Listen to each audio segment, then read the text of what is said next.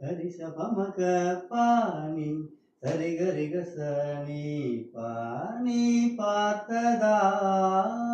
தானடி சூடானது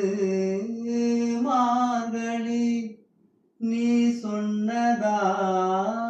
தானடி பூ பூத்தது பூங்கொடி தவம் புரியாமலே ஒரு வரம் கேட்கிறார் இவள் மடி மீதிலே ஒரு இடம் கேட்கிறார் வருவாய் பெறுவாய் மெதுவாய்